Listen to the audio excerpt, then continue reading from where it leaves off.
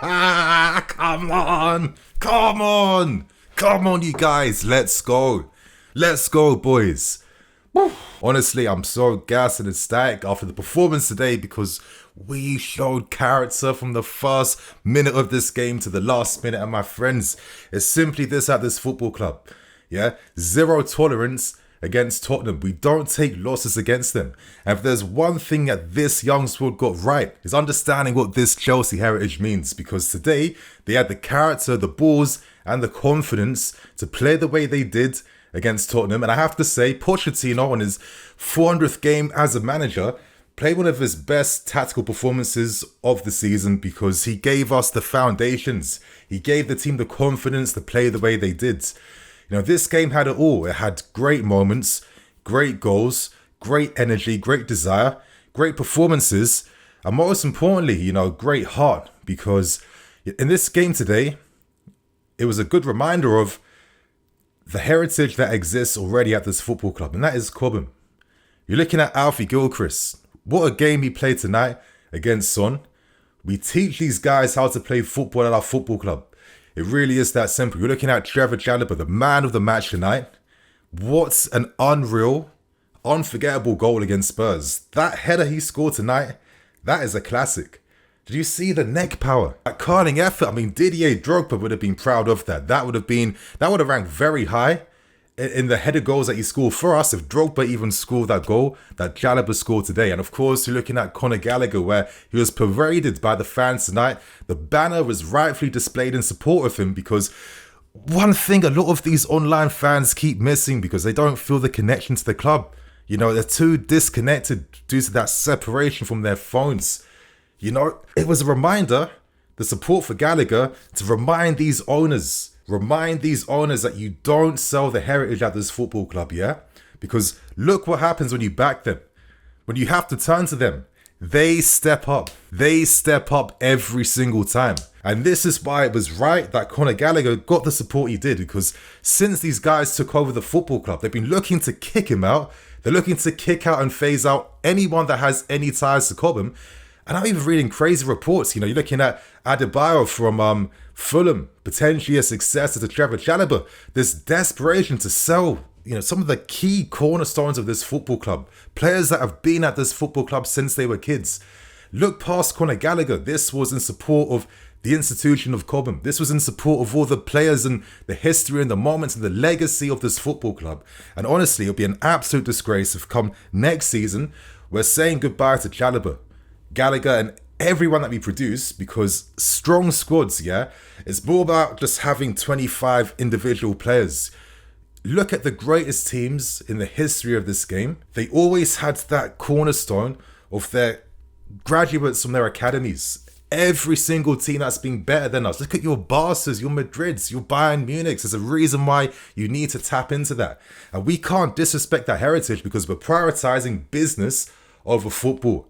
That is why Conor Gallagher got that banner of support, yeah? So you guys have to start seeing the bigger picture. It really is that simple. But anyway, my friends, I had to get that out of the way. I'll be discussing all the great moments in this game today.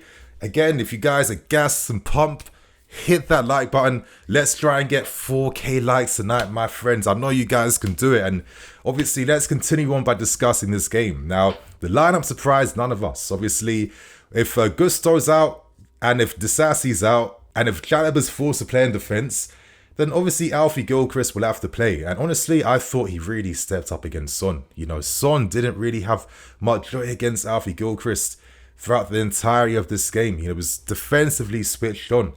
You know, the only few moments that show some difficulties on the right-hand side only came between like that disconnected communication between Madueke and Gilchrist. But even then, he was defensively switched on throughout the entirety of this game. And the fact that he had to come off with a bit of a cramp or injury is a shame. But it was also a very nice moment to see young Josh Achimpong coming on and also reminding us of the quality that we're producing at this football club. And it seems like potentially, you know, he'll be starting the next game. So it's going to be a massive moment for him because Poch said in this game, listen, academy guys, you may have to step up. And I feel like every single one of these guys off the bench today did that today. So I had to get that support out of the way. But some performances I saw today, I'm looking at Cucurella and I'm thinking to myself, you know what, Pochettino, what took you so goddamn long to play Cucurella in this inverted midfield role? Because listen, it's not even about Cucurella necessarily having to play his best football in his entire career in this new position. Think of the bigger picture. It's about the balance that it creates throughout the entirety of this team. And in particular, this 3+2 build-up, we saw this during pre-season. We've rarely seen it that much this season. Maybe a few games at the start of the season when he was actually testing Levi Colwill in that role. The real reason as to why Cucurella's new role is so important for us right now is that finally, this has been the missing piece Poch has needed to use both Madueke and Palmer in the team together. Because with Cucurella inviting to form that pivot alongside Caicedo, think about the connective balance in that final third. It allows Conor Gallagher to get further forward, right? With Cole Palmer then dropping into that half space, creating that little box between the pivot, Palmer, and Gallagher. You then have Madueke holding the width, stretching the play. This means that when we're playing vertically, every time we find the ball wide, our wingers get released into space. They're going up 1v1 against the fullback, and that is essentially disorganizing and stretching Spurs' structure. You then have the underlapping runs. You then have the support coming from your Palmers, Gallaghers, with Nicolas Jackson being properly supported, connecting the play down the right flank, centrally, or the left flank. And it's no surprise why in that first half, Spurs just couldn't cope. They didn't have the answers. They looked lost. And we took advantage of that. We were constantly able to just create these effective overloads throughout the game. This really comes from having a Cucurella where, listen, I'm not saying that it's the best game he's ever played, but this guy was courageous tonight. He was switched on throughout the entirety of this game. He gave us a great structure, great balance. And honestly, I think when Cucurella gets to do what he does best, and that's supporting what happens on the field, supporting his teammates, I feel like that's when you see the very best Cucurella. So listen, you know what I'm like? I've criticized them, but listen, if you play well, I don't care who you are, I will always give you credit for what you produce. And I think Cucurella today definitely stood out. And just that little switch on Poch just gave us the possibilities to play the type of game we did against Spurs. But obviously, we got to discuss some of the moments in this game. I spoke about Chalobah's header. I mean, what a header that was. But I think what is really pissing me off about that whole moment was the desperation from the VAR team to try and find anything to disallow that goal. One thing I can't stand about how this tech is used is the fact that everything's so pinpoint and precise when the technology isn't even good enough. If you're going to be playing to the very smallest nanometers, yeah, you need a camera that is at least 4K, that is at least 120 frames. So when you pause that image on screen, you see a clear, precise image that's showing you exactly where contact is made with the ball. When they went to Conor Gallagher, it was a blur. And I thought to myself instantly, you have to dismiss this. You can't use this. But what was funny was that even after they realized, okay, this is, we don't know what's going on with this still frame, they tried to then see if Cucurella then fouled Johnson in the box. I mean, that is a standard set piece routine where you block the runner from getting to the ball. And obviously it worked to spectacular fashion because Trevoh Chalobah was there unmarked at the far post. And my God, the neck power he put into that header, that curling effort, that is a classic header. And Chalobah, this guy deserves so much credit because we forget that he's been injured for so long. He was injured throughout large parts of last season. He had no pre-season. He's had his injuries trying to, get back into the team, find his fitness again. But he's done that. And when he does that, look at what he does for this team. He's one of the most reliable players. And I think this is exactly why Thomas Tuchel realized very early on, this is a guy I'm introducing to the first team, yeah? And I feel like every squad needs your Chalobahs. And one example you've heard me use throughout this channel is that comparison with Nacho Fernandez. Is Nacho Fernandez the greatest defender in the world? No. Do you have to be to, have your say and have your part in the squad like this? Absolutely not. And I think Chalobah, I just think it'd be absolutely criminal if we look to cash in on someone that is so versatile, that is so effective, and is so consistently reliable. You know, you'll be paying double, triple the money to try and find someone who's producing the same output. So Chalobah today, top performance from him. And I think another player I was really happy to see affect the game was Nicolas Jackson. Because listen, it's been quite hard for him. Of course, we've been frustrated with the misses, and that's going to happen. He's a young guy, still very inexperienced. Things get harder for him when he's constantly criticised very publicly, and I can imagine that can really affect your confidence in this social media era, where you're a young forward still finding yourself in your career and your game, still trying to work hard to achieve your potential, and already there's so much scrutiny from, ex-pros and especially your own fan base.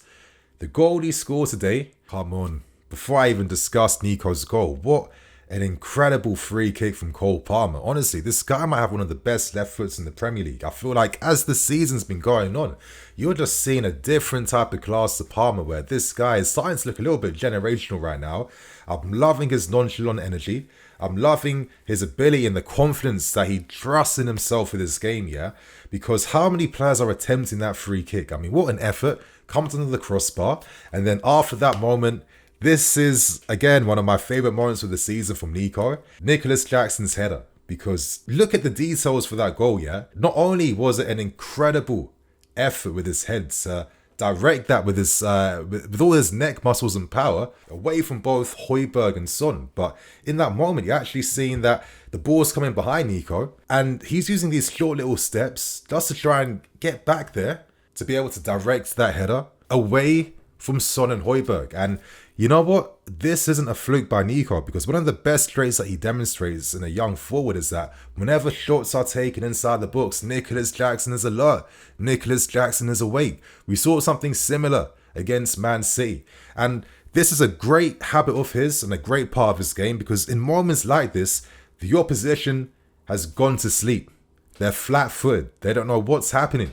If you're alive in these moments, if you're anticipating that I'm going to move when the shot's taken, you boost your luck dramatically when it comes to getting some luck and getting goals. And all the top strikers, we will ask ourselves, why is it that they've scored this tap-in or they've scored this goal? They put themselves in that position because of details like this. And it's a reminder that Nicolas Jackson has so much to add to his game, so much to offer. Imagine if most strikers had the technical capacities that Nico already has. I mean, some of the touches in this game, his ability to run the channels, take his man on, hold the ball up. I mean, come on. To do all of this when he's barely played like 100 professional games in his career is absolutely mad. And it's no surprise why I think the directors took the gamble to sign him for this price, because he is someone that will be worth double, triple that over the next few seasons. That was a great goal. And Nicolas Jackson is now one more goal away from achieving a season objective of scoring 15 goals in his debut season. But you know what? I think ultimately, to end this review now, the character we saw tonight, I think that's what really made me feel this sense of pride, because this season has not gone to plan. We know that. Many a games we should have done better in, we've not taken advantage of momentum going our way. But I think it's a reminder that there is still good potential in this team. It's a reminder that there is more to come from them. And it's a reminder that if we had like our very best players fully fit, with this way we're playing right now, things look interesting from next season onwards, right? But I have to say, yeah, top quality performance all round. Great management from Pochettino. You know, he was managing the team powerfully off the bench, introducing subs at the right time. And the setup as well, you know, that 3-2 setup with Cucurella inverting in midfield, it was completely taking out, Spurs' approach. I mean, this is why they did nothing in the first half. By the time they reacted to it in the second half by kind of even doing the same thing of inverting Porro in midfield a bit more and then moving Johnson to the left flank to try and have, a different threat to move Son more in field, we played a different game. And listen, at times it can be a bit nervy because we really commit to how we play, right? At times you want to see us just maintain possession of the ball a bit, right? Slow the pace of the game down. But I'm accepting that this is something that this team, at this stage of their development, and I mean this team, them as a collective, they can't do yet. But hopefully these are the details that we can add as seasons go on, right? In that second half, man, we saw that desire. We saw them communicate. We saw them busting a gut. no player was a passenger. Looking at Noni Madueke, yes, a few times he gets, so excited that he gets too attracted to the ball. But even then, he was constantly running back. And he needed to, because, Pochettino had us in like a defensive four with wingers then acting as fullbacks essentially. So there was a lot of responsibility on these men to be defensively aware and be on point and be willing to engage Spurs anytime they had the ball wide. So it was an incredible all-round team effort from everyone. No one scores less than a 7 out of 10 in this game today. And you know what? Irrespective of how the season's gone, this will be remembered as one of the defining points that really started to change our future direction. So my friends, if you guys are gassed and ecstatic with the performance, hit that like button. So on that note, come on you Blues. I'm Nini FC. This is Blue Lions TV. Catch you guys tomorrow. Cool.